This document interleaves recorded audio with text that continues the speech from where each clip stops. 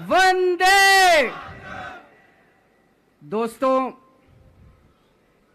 माननीय supreme court ने मुझे 21 दिन की मोहलत दी थी। मैं तहे दिल से सुप्रीम कोर्ट का शुक्रिया अदा करना चाहता हूं, बहुत बहुत। उन्होंने चुनाव प्रचार करने के लिए मुझे ये मोहलत दी थी। 21 दिन कल पूरे हुए। अब यहां से मैं सीधा तिहाड़ जा रहा हूं। ये 21 दिन मेरे लिए बहुत विस्मरणीय है। मैंने एक भी मिनट खराब नहीं किया। रात दिन 24 घंटे देश को बचाने के लिए प्रचार किया है। केवल आम आदमी पार्टी के लिए प्रचार नहीं किया, सारी पार्टियों के लिए प्रचार किया। बंबई भी गया, भिवंडी भी गया, हरियाणा भी गया, उत्तर प्रदेश भी गया, पंजाब भी गया, जमशेदपुर भी गया। जहां मौका मिला, जहां जिसने बुलाया, उसी के लिए प्रचार करने के लिए गया, देश बचाने के लिए। मेरे सामने देश था। आम आदमी पार्टी इंपॉर्टेंट नहीं है, आम आदमी पार्टी सेकेंडरी है, पहली हमारे लिए देश है। तो मैं दिल्ली के लोगों को कहना चाहता हूं, आज आपका बेटा दोबारा जेल जा रहा है, इसलिए नहीं कि मैंने कोई भ्रष्टाचार किया है, इसलिए कि मैंने तानाशाही के खिलाफ आवाज उठाने की जरूरत की है।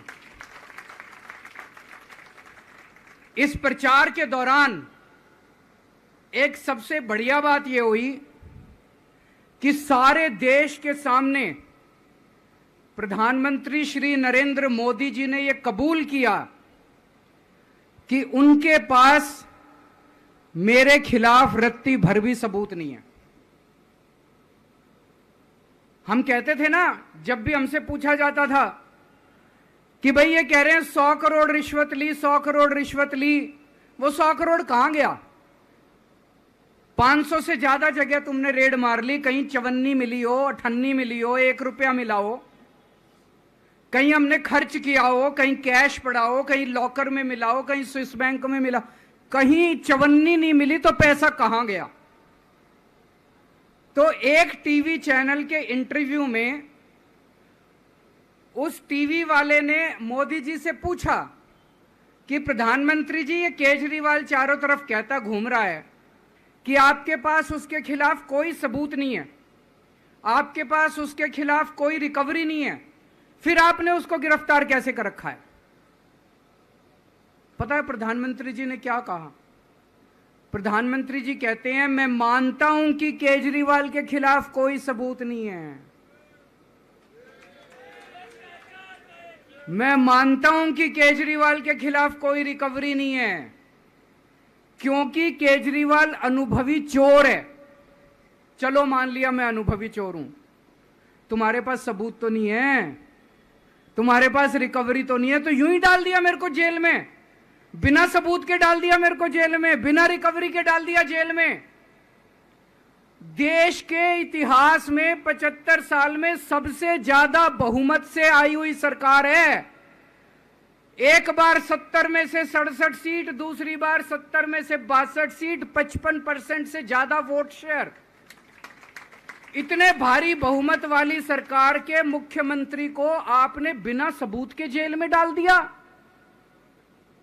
यही तो तानाशाही है कि जिसका मन करेगा मैं उसी को जेल में डाल दूंगा, जिसका मन करेगा उसी को जेल में डाल दूंगा। और पूरे देश को मैसेज दे दिया कि अगर मैंने केजरीवाल को फर्जी केस में जेल में डाल दिया तो तुम्हारी तो औकात ही क्या है, किसी को भी पकड़ के जेल में डाल दूंगा।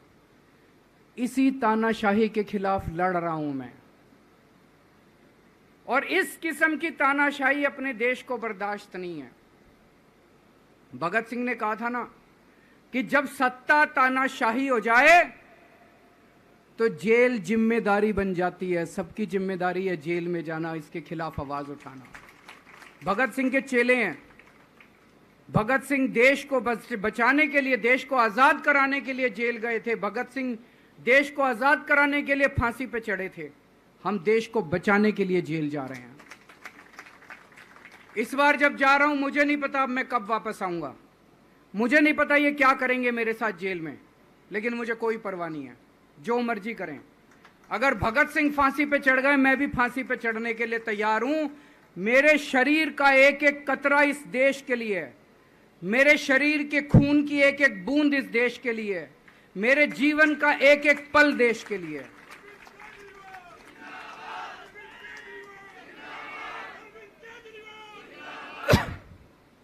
अभी मैं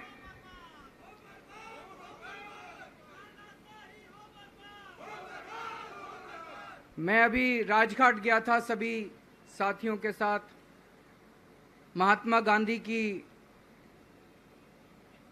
समाधि पे हम लोगों ने श्रद्धांजलि दी।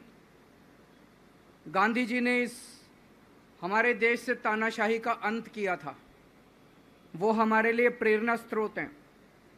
उसके बाद हम कनॉट प्लेस गए, हनुमान मंदिर, वहाँ पे हमने हनुमान जी के मंदिर में जाके हनुमान जी का आशीर्वाद लिया। 4 तारीख को भी मंगलवार है, भली करेंगे बजरंग बली, करेंगे कि नहीं करेंगे? बोल बजरंग बली की। इनका नाश करेंगे, तानाशाहों का नाश करेंगे। अपने को किसी व्यक्ति विशेष से अपनी कोई दुश्मनी नहीं है, अपनी दुश्मनी तानाशाही से है। तानाशाही बर्दाश्त नहीं है अपने को।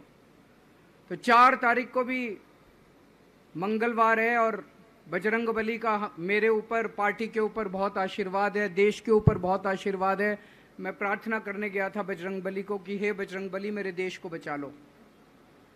अभी कल एग्जिट पोल आए हैं, मेरे से लिखवा लो, सारे एग्जिट पोल फर्जी हैं, बिल्कुल फर्जी हैं। एक एग्जिट पोल वाले ने राजस्थान में टोटल 25 सीट है, उसमें 25 में से 33 दे दिए उन्होंने बीजेपी को। ऊपर से आया होगा भाई बीजेपी को ज्यादा देने हैं, तो उसने कहा मोदी जी क्या याद रखोगे आप भी, आपको 25 में से 33 दे दिए। तो पूरा का पूरा फर्जी है, पूरा एग्जिट पोल फर्जी है। लेकिन असली मुद्दा ये है, इनको गिनती से 3 दिन पहले फर्जी एग्जिट पोल कराने की क्या जरूरत थी, ये समझने वाली बात है। मेरे को भी समझ नहीं आया। कई सारे लोगों की कई सारी बातें चल रही हैं। एक ये चल रहा है कि इन्होंने मशीनों का घोटाला कर दिया, लेकिन मैंने संदीप पाठक को भी बोला है और मैं सारे इंडिया गठबंधन की पार्टियों को बोलना चाहता हूं, अपने अपने काउंटिंग एजेंट को बोल दो, पूरी तरह से सतर्क रहे। आखिरी तक अगर हार भी रहे हैं तब भी उठ के ना आए। कई बार क्या होता है, 1 राउंड में, 2 राउंड में, 3 राउंड में हार गए तो उठ के चले जाते हैं। उठ के नहीं जाना। सबसे लास्ट में रैंडम जितने बूथ होते हैं, ईवीएम मशीन होती है, उसकी पर्चियां पड़ती हैं। उन पर्चियों में से 5% पर्चियां उठाई जाती हैं। उन 5% ईवीएम की मैचिंग वीवीपैट की स्लिप से कराई जाती है। वीवीपैट पे जो स्लिप है उसकी काउंटिंग होती है, जैसे बैलेट पेपर की काउंटिंग होती थी, और उसकी काउंटिंग और ईवीएम की चेकिंग होती है दोनों की। एक भी मशीन अगर मैच ना करे तो वहां चुनाव रद्द कर दिया जाता है। तो अगर आपने ये चेकिंग कर ली वहां पे, तो इसका मतलब फिर ईवीएम का घोटाला हम बचा सकते हैं। फिर ईवीएम के घोटाला अगर कर रखा इन्होंने तो हम उसको एक्सपोज कर सकते हैं। तो सब लोगों ने लास्ट तक रुक के, आपका कैंडिडेट हार भी रहा है तब भी आखिरी तक रुक के आपको ये ईवीएम की चेकिंग करा के आनी है, ईवीएम और वीवीपैट की मैचिंग करा के आनी है।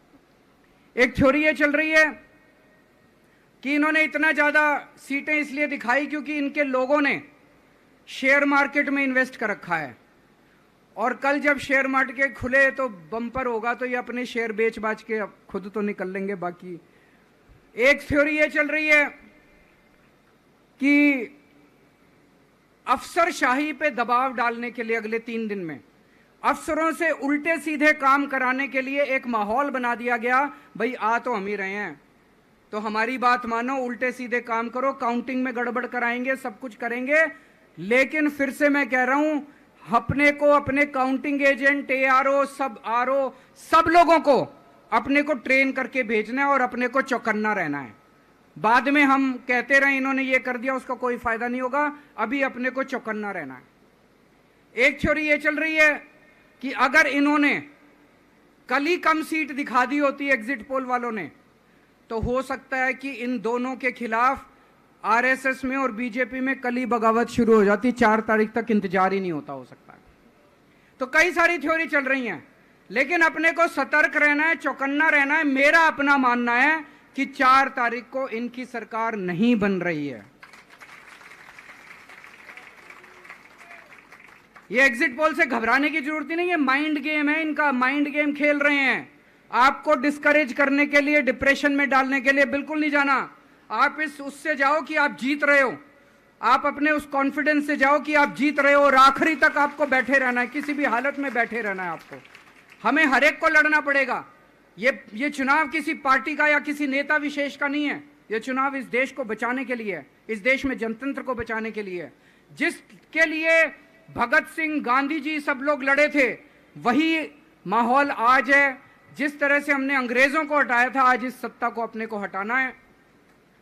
तो मैं सभी आप सब लोगों का, सभी साथियों का बहुत बहुत शुक्रिया अदा करना चाहता हूं। बहुत साथ मिला आप लोगों का इन 21 दिनों में। अब जब भी मैं लौट के आऊंगा फिर मिलेंगे आप लोगों से, तब तक के लिए अलविदा। इस वीडियो को शेयर कीजिए फेसबुक पर, व्हाट्सएप पर, यूट्यूब पर। जल्द मिलते हैं अगले वीडियो में, तब तक के लिए आप सबका इस वीडियो के अंदर बने रहने के लिए दिल से धन्यवाद।